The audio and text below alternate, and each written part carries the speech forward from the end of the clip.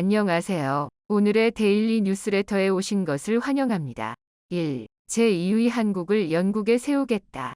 2. 일본의 채굴 권한 박탈. 3. 이스라엘과 손잡고 바이든의 폭탄 발표. 한번 진실을 알아봅시다. 리시 수넥 영국 총리의 폭탄 발표에 전 세계가 발칵 뒤집혔습니다. 영국을 제2위 한국으로 만든다는 역대급 파격 발표가 나왔기 때문인데요. 이를 위해 한국 관련 말도 안 되는 정책들을 강행시키면서 영국의 지각 변동이 일어났습니다. 영국 현지 언론들은 영국이 한국으로 변하기 시작했다. 곧 유럽의 제2위 한국이 세워진다.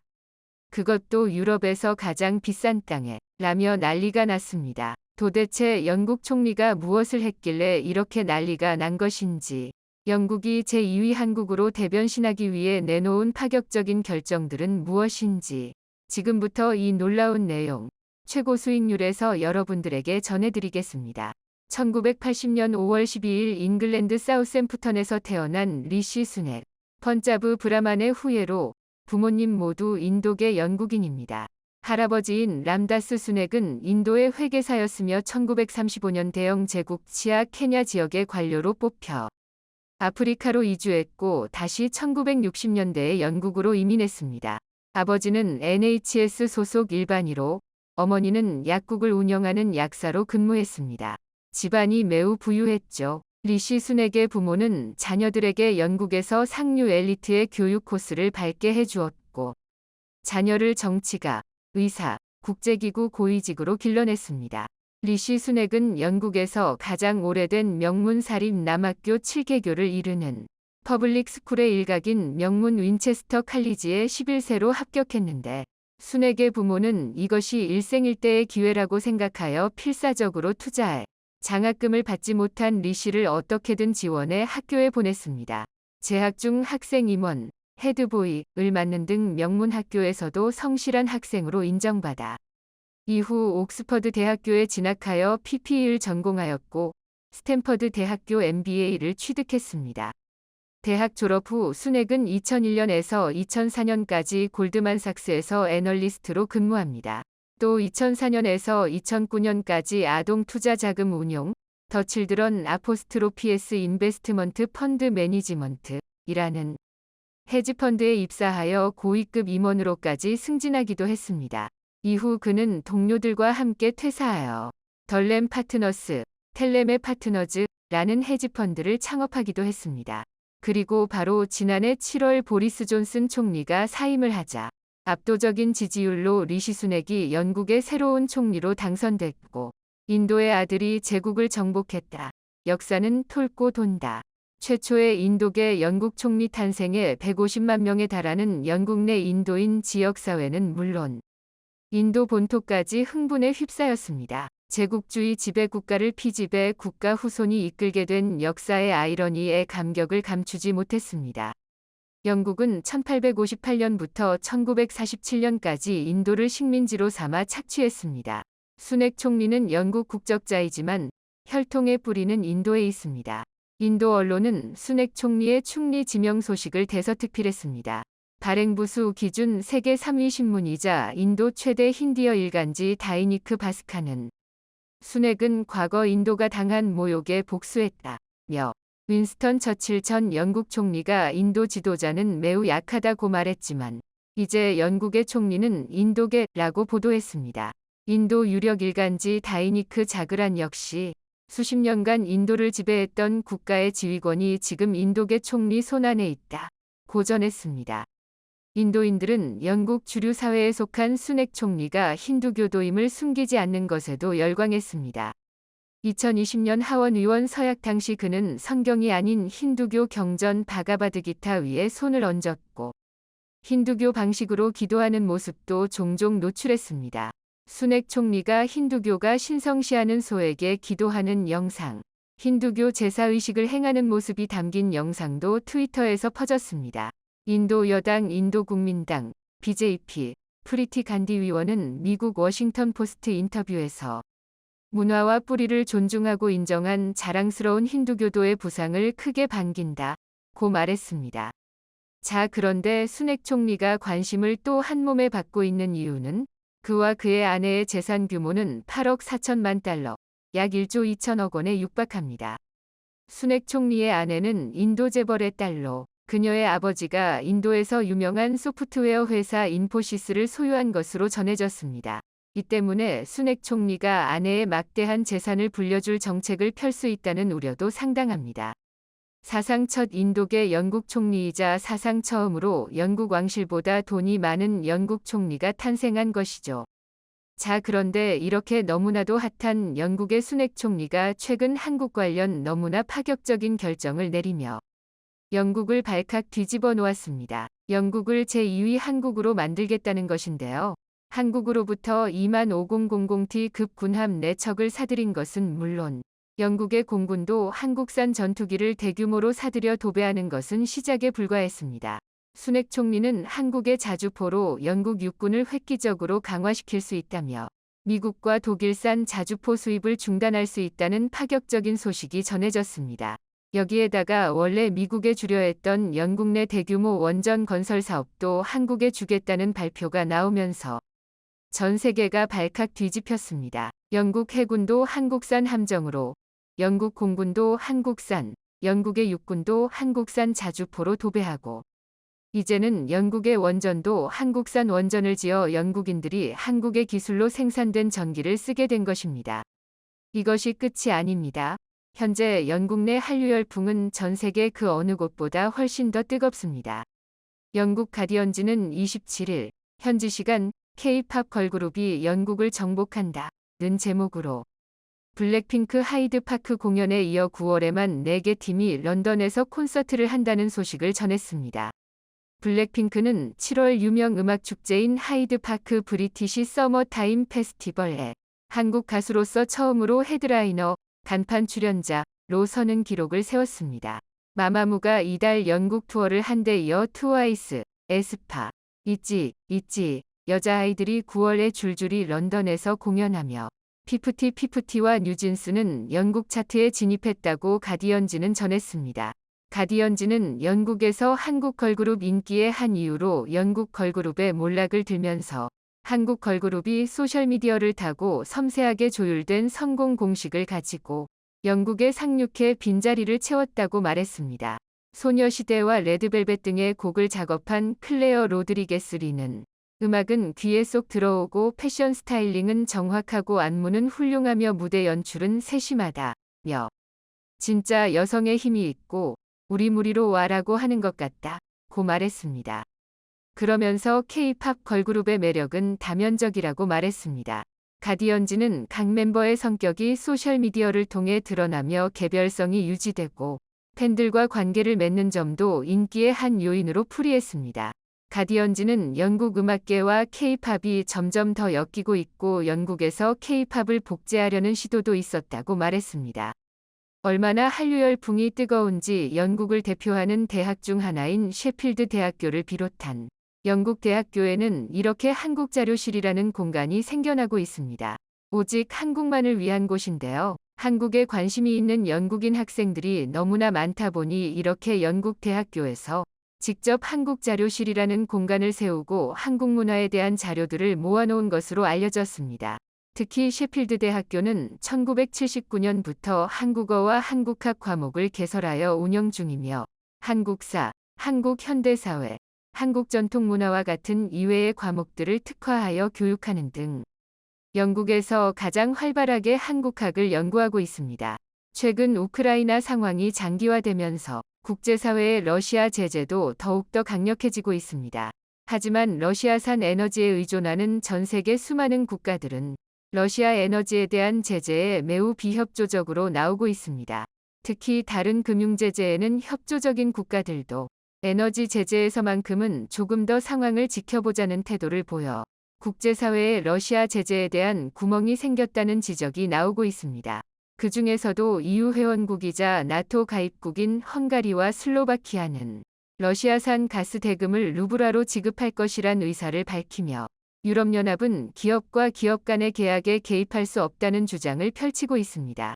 일부 국가들이 러시아 제재에서 이탈하며 러시아는 하루에도 10억 달러가량의 에너지 판매 대금을 벌어들이고 있습니다. 10억 달러는 우리 돈으로 1조 2천억 원에 해당하는 금액이며 이런 비용은 우크라이나 침공에 투입되고 있습니다.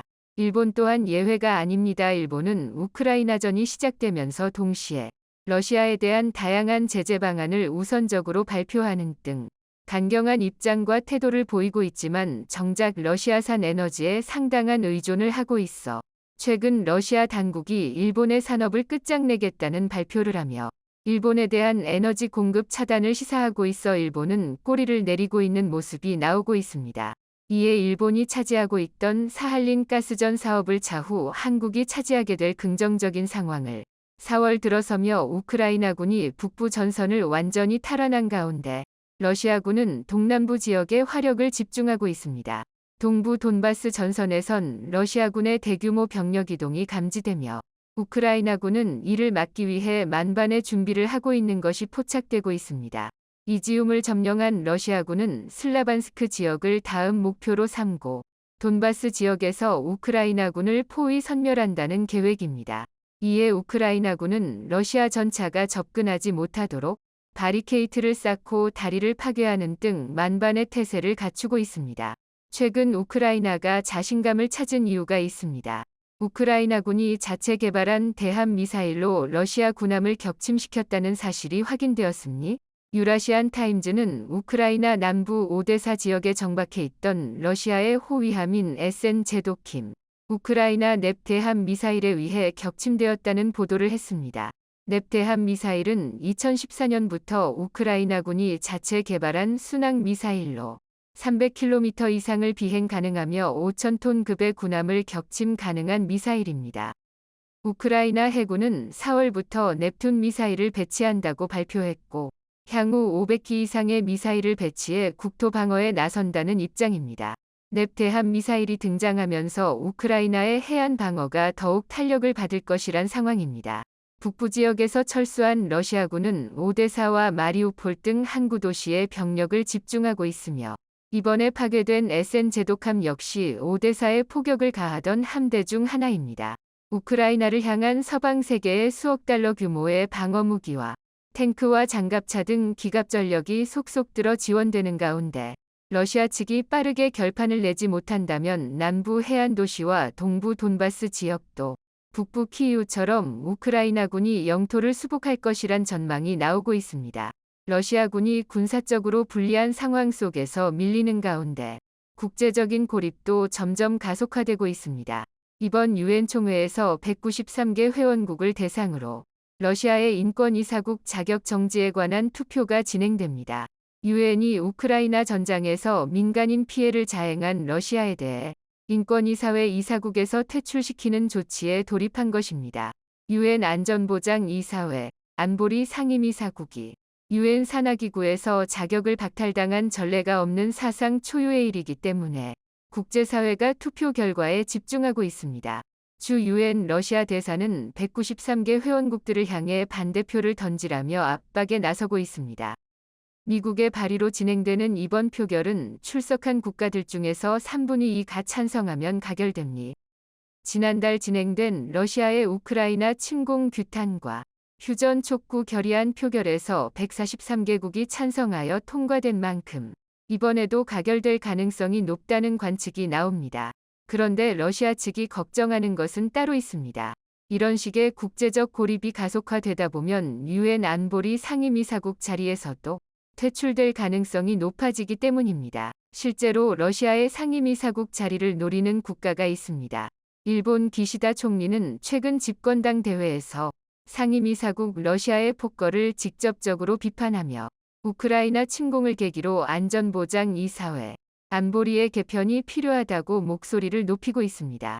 그동안 일본은 새로운 국제 질서를 구축하기 위해 안보리를 개혁해야 한다고 강력하게 주장해온 만큼 안보리에서 러시아를 추방하고 그 자리에 자신들이 들어가야 한다는 주장과 로비를 적극적으로 펼쳐오고 있습니다. 일본은 독일과 인도, 브라질 등 상임이사국 진출을 목표로 하는 국가들과 연합해 상임이사국 확대 방안을 주장하고 있습니다. 현재의 상임이사국은 미국, 영국, 프랑스, 중국, 러시아이며 국제적으로 중대한 사안마다 중국과 러시아는 반대를 하며 유엔의 기능과 역할을 마비시키고 있습니다. 일본의 이러한 움직임에 러시아는 크게 반발하며 보복 조치를 예고하고 있습니다. 러시아 외무부 대변인은 7일 기자회견에서 러시아에 대한 경제 제재에 동참한 일본을 향해 높은 수준의 보복 조치를 시행할 것이라고 밝혔습니다. 특히 러시아와 일본의 경제 협력을 비롯한 모든 프로젝트는 물거품이 되었다고 밝히며 일본의 에너지 산업에 막대한 타격을 주겠다는 구상을 밝혔습니다. 일본은 상임이사국 진출을 위해 지속적으로 러시아 제재와 비판을 이어나가고 있지만 사할린 지역에서 원유와 가스 사업에 대해선 조용하게 말을 아끼고 있는 상황입니다. 일본은 러시아와 에너지 협력 프로젝트를 통해 극동 사할린 지역의 석유와 천연가스 개발 사업을 진행해 왔습니다. 일본은 전 세계 천연가스 최대 수입국으로서 러시아의 천연가스에 상당한 의존을 하고 있기도 하며 일본 내 정치권에서도 에너지 안보 면에서 러시아의 천연가스를 최후의 수단으로 남겨놓아야 한다는 분위기입니다.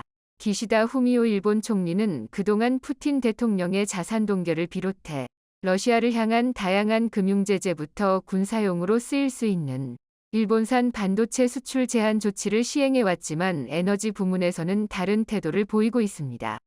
일본의 산업과 국민 생활의 편의를 위해 러시아 에너지를 장기적으로 저렴하게 계약했다며 에너지 공급망은 최후의 보루로 다뤄야 한다는 입장입니다. 일본은 자국 천연가스 수요의 10%를 러시아에서 수입하고 있으며 미국이나 중동산 천연가스와 다르게 지리적으로 가까워 수송 비용이 많이 들지 않는다는 점에서 러시아산 에너지 공급을 더욱더 늘리고 있는 추세입니다. 하지만 일본의 제재에 불만을 품은 러시아 당국은 일본과 협력 중인 사할린 가스전 사업을 전면 백지화하겠다며 엄포를 놓고 있습니다. 사할린 에너지 프로젝트에는 일본 미쓰이 물산이 13%의 지분을 보유하고 있으며 미쓰비시 상사는 10%의 지분을 보유하고 있습니다. 러시아 일본의 경제협력 상징과 같은 사할린 프로젝트는 일본의 금융권에서 상당한 지원을 받았으며 일본의 플랜트 건설업체들이 시공에 참여했을 정도 일본의 국가적 역량이 투입된 프로젝트입니다. 일본은 해당 가스전에서 연간 생산량의 50%를 장기 계약으로 수입하는 데 서명했으며 도쿄가스와 일본전력 등 8개 회사가 장기적으로 수입해오고 있습니다. 중동과 미국에서 수입하는 천연가스는 일본으로 도착하는 데 한 달 가까이 걸리는 반면 사할린산 에너지 수입은 빠르면 2일 늦어도 5일 안에 일본으로 공급이 가능하기에 일본 산업에서 중요한 역할을 담당하고 있던 것이 사실입니다. 러시아의 일본으로 향하는 에너지 차단 조치 엄포 일본이 크게 당황하고 있습니다. 그동안 러시아에 대한 강경 제재 발언이 에너지 차단으로 돌아올 위기에 놓이자 꼬리를 내리고 있는 상황입니다. 일본은 사할린 프로젝트에 명시된 계약 기간을 언급하며 일방적으로 가스를 끊는 것은 계약 위반이라는 주장을 하고 있습니다. 러시아가 아닌 다른 지방에 에너지를 공급받는 데는 최소 한 달 이상이 걸리며 최근 세계적인 에너지난으로 인해 공급이 예전보다 어려워진 상황입니다. 이런 분위기 속에서 러시아산 에너지가 갑자기 끊긴다면 일본의 산업이나 가정에서 에너지난이 발생할 수 있다는 분석이 나옵니다. 그리고 이렇게 멈춰버린 러시아와 일본의 에너지 협력이 다른 사업자에게 갈 수도 있다는 일본 정부의 우려도 나옵니다. 일본의 고이치 경제산업상은 7일 브리핑에서 일본이 러시아 에너지 산업에서 빠지고 제3국이 들어오게 되면 결과적으로 러시아 제재는 무용지물이 된다며 일본의 에너지 협력은 지속되어야 한다고 말했습니다. 이어서 일본이 사할린 에너지에서 철수할 경우 한국이나 중국 등 제3국이 해당 가스전 사업으로 이익을 취하는 경우 이들에 대한 제재 방안을 마련한다는 방침입니다. 즉 한마디로 일본은 국제적으로 러시아를 제재하여 러시아의 안보리 상임이사국 자리를 탐내고 있지만 러시아산 에너지 역시 지속적으로 탐내면서 사할린 가스전에서 나오는 이권은 자신들이 가지겠다는 뜻입니다. 특히 사할린 가스전의 경우 러시아 지분이 절반 가까이 들어있어 한국가스공사도 상당량을 수입 중인 상황입니다. 한국의 천연가스 채굴 능력과 플랜트 시공 능력을 감안한다면 한국 역시 지리적으로도 가깝고 기술력도 충분해 러시아 에너지 사업을 이어갈 수 있다는 전망입니다. 물론 현재 국제정세로 보면 러시아와 지금 당장 에너지 프로젝트를 이어가는 것은 무리지만 일본이나 유럽도 러시아를 강력 규탄하면서 러시아 에너지는 놓지 않고 있는 것으로 보아 차후 한국이 러시아 에너지 사업으로 이익을 보는 것도 나쁘지 않은 선택일 수도 있습니다. 다만 경계해야 하는 것은 러시아와 같은 국가에게 독일이나 유럽처럼 너무 많은 에너지 의존을 하게 되면 에너지 주권이 넘어가게 되어 차후 한국이 중요한 일을 앞두고 러시아에게 휘둘릴 수 있다는 우려가 있습니다. 따라서 공급망을 다변화하고 다양한 공급처에서 안정적으로 수급할 수 있는 방안을 찾아야 할 것입니다. 최근 일본의 견제와 제재에 화가 난 러시아가 에너지 사업 철수를 통해 바이든의 계속되는 충격적인 행보에 한국은 큰 충격을 받고 있습니다.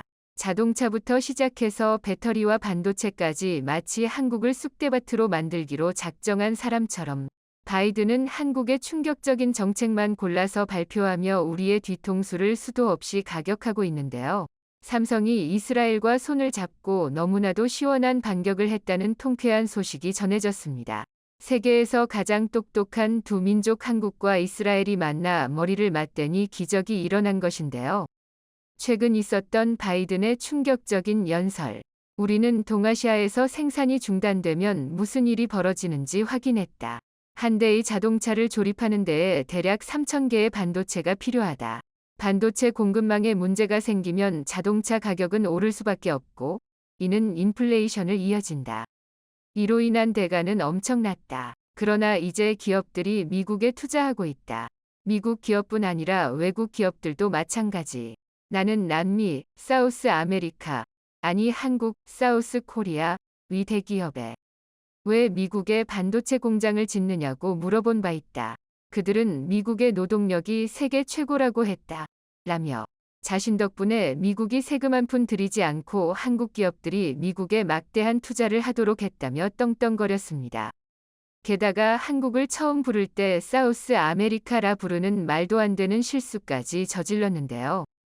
이것은 시작에 불과했습니다. 얼마 전 미국이 한국을 감청하고 있다는 사실이 드러나면서 큰 논란이 됐었죠.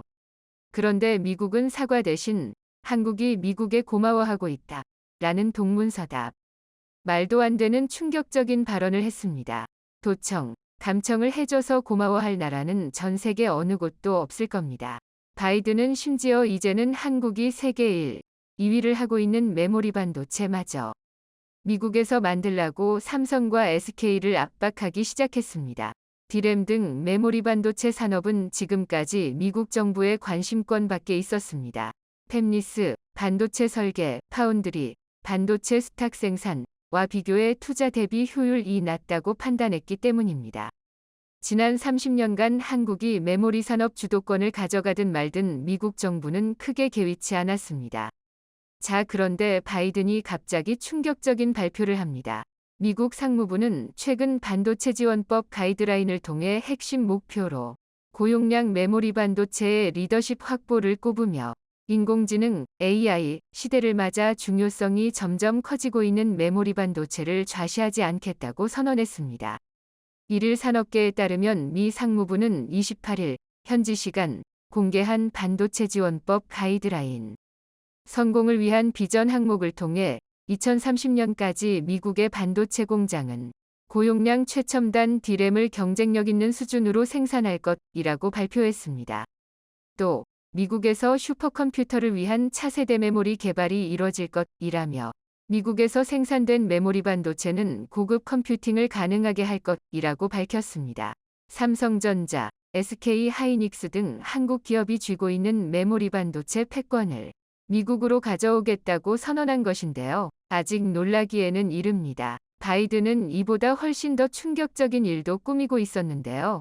바이든은 삼성을 무너뜨리기 위해 일본과 손을 잡았습니다. 이미 성장이 둔화하여 최근에는 극심한 불황을 겪고 있는 메모리 반도체. 삼성은 한물간 메모리 반도체를 대체하기 위해 파운드리에 천문학적인 돈을 쏟아붓고 있습니다. 압도적인 1위를 기록하고 있는 TSMC와의 격차를 줄이기 위해 말도 안 되게 많은 금액과 인력에 투자를 하고 있죠. 이렇게 한국은 공정하게 경쟁을 하며 성장하고 있는데 바이든이 한국을 무너뜨리기 위한 충격적인 일을 발표했습니다. 바이든이 팍팍 밀어주고 있는 미국의 인텔과 일본의 마사요시 손이 보유한 Arm이 깜짝 파운드리 동맹을 선언한 것입니다. Arm은 모바일용 반도체 설계에 필요한 IP를 가장 많이 보유한 기업입니다. 전 세계에서 생산되는 스마트폰의 90%가 Arm의 IP를 기반으로 설계된 AP를 탑재합니다. Arm이 삼성전자, 애플, 퀄컴 등의 IP를 공급하면 각사가 이를 자사 제품에 맞춰 설계한 뒤 파운드리 업체에 생산을 맡기는 구조죠. Arm의 IP 없이는 아무것도 만들지 못한다고 생각하시면 될 만큼 Arm은 피라미드에서 가장 꼭대기에 있는 가장 중요한 기업입니다. 이 때문에 지난번에 엔비디아가 Arm을 말도 안 되게 비싼 가격인 48조 원에 사겠다고 나섰을 때도 전 세계 모든 IT 기업들과 각국 정부들이 독점이 우려된다라며 반대하여 무산된 바 있습니다. 퀄컴 스냅드래곤, 삼성전자 엑시노스, 미디어텍 디멘전 등 스마트폰 태블릿용 AP, 애플리케이션 프로세서뿐만 아니라 롯, 사물인터넷, 용 저전력 칩 등 거의 모든 반도체가 Arm에 90% 넘게 의존하고 있기 때문에 어떤 한 회사나 나라가 Arm을 소유하여 흔든다면 전 세계 공급망이 완전히 붕괴할 수 있습니다. 그렇기 때문에 Arm은 항상 중립을 지키며 어느 한 회사나 나라와 밀착하지 않아야 하는데 바이든이 이 금기를 깨버린 것입니다. Arm은 일본의 손정의 소프트뱅크 회장이 인수한 회사로 이번에 인텔과의 깜짝 동맹 선언은 사실상 바이든과 일본의 밀월 관계라 봐도 무방합니다. 글로벌 파운드리 시장의 후발주자인 인텔의 최첨단 공정에 Arm이 지원 사격을 나서면서 TSMC는 못 잡아도 한국의 삼성전자는 잡겠다는 계산입니다. 인텔과 Arm은 이날 협약을 통해 2024년 인텔의 18A, 1.8 나노 공정에서 모바일용 반도체 생산이 확대될 수 있도록 Arm이 설계 협업에 나선다고 발표했습니다. 팻 겔싱어 인텔 최고 경영자, CEO는 지금까지 팹리스, 반도체 설계, 고객사들은 최첨단 모바일 기술을 중심으로 설계할 수 있는 옵션이 제한적이었다며 인텔과 Arm의 협력은 인텔 파운드리 서비스, IFS의 시장 기회를 확대하고 모든 팹리스 기업에 새로운 옵션과 접근 방식을 제공할 것이라고 밝혔습니다. 양사는 우선적으로 모바일 칩 설계에 중점을 두고 있지만 향후 자동차와 사물인터넷, IoT, 데이터 센터, 항공우주산업 및 정부 부문으로도 협력을 넓힐 가능성을 열어뒀습니다. 업계에서는 Arm이 사실상 2024년부터 파운드리 시장 본선 진출을 준비하고 있는 인텔에 힘을 실어준 것으로 보고 있습니다. 인텔은 사실상 TSMC나 삼성전자를 따라오는 것이 완전히 불가능했습니다. 삼성전자와 TSMC가 3나노를 완성시킨 이 시점에 인텔은 기껏해야 7나노도 제대로 할 수 있을까 말까한 수준이라 경쟁 자체가 안 됐죠. 그런데 이렇게 미국과 일본의 밀월 관계를 동해 Arm이라는 치트키까지 써서 이제는 삼성전자를 완전히 무너뜨리려 하고 있는 것입니다. 자, 그런데 이대로 당하고만 있을 삼성이 아니었습니다. 이미 추가 투자를 미국이 아닌 중국이나 다른 지역으로 옮겨버린 것은 물론이고 세계에서 가장 똑똑한 민족 이스라엘과 엄청난 일을 꾸미고 있었습니다. 삼성이 더 이상 미국이 필요 없을 정도로 너무나도 강력한 것이 세상에 공개된 것인데요. 삼성이 미국에 올인하려던 투자를 회수하여 이스라엘에 쏟아붓기로 했습니다. 이스라엘은 글로벌 스타트업의 천국으로 불립니다. 국가적 차원에서 스타트업 하이테크 산업을 성장 동력으로 육성해 온 덕에 이스라엘 스타트업은 나스닥에 미국, 중국 다음으로 많이 상장돼 있습니다. 이스라엘의 반도체 기술력도 세계 최강입니다. 한국과 이스라엘은 아주 특별한 관계입니다. 이스라엘은 한국과 아시아 국가 최초로 FTA를 체결하며 한국이 이스라엘에 얼마나 특별한 존재인지를 강조했는데요. 머리가 좋은 민족답게 가장 강점인 분야도 빅데이터, 정보통신기술, 생명공학기술 등 비슷합니다. 이에 한국과 이스라엘은 4차 산업혁명을 두 나라가 주도할 수 있도록 이스라엘은 한국 기업에 파격적인 혜택을, 한국도 이스라엘 기업에만 엄청난 특혜를 주기로 했습니다. 관세를 없애는 것은 물론이고 두 나라 기업들이 협력하여 새로운 기술을 개발할 경우 세계를 지배할 수 있도록 모든 네트워크를 총동원하겠다는 것입니다. 삼성이 투자한 이스라엘 반도체 기업 중 윌롯이라는 곳은 우리의 상상을 초월하는 기술을 개발했습니다. 윌롯은 사물인터넷, IoT, 애플리케이션에 적용할 수 있는 배터리 없는 블루투스 기술을 위한 소형 반도체 칩을 개발했습니다. 스티커 크기의 센서를 작동하기 위해 주변의 방사선 등을 전력원으로 사용해 배터리 등 부품이 필요 없고 거의 무한에 가까운 수명을 확보할 수 있는 놀라운 기술인데요. 와이파이나 블루투스 스마트폰 전파 등 주위에 넘치는 전자파를 이용하여 배터리 없이 작동하도록 하는 꿈의 기술을 실현시킨 것입니다. 윌롯 블루투스 센서 태그는 전자파에 의한 발전을 이용하며 종이와 플라스틱에 인쇄된 안테나를 곁들여 사용합니다. 배터리를 내장할 필요가 없어 안테나를 포함해도 우표 크기에 불과하죠. 영상이 도움이 되셨다면 구독과 좋아요 부탁드리며 오늘도 감사합니다. 최고로 멋진 하루 보내시길 바랄게요.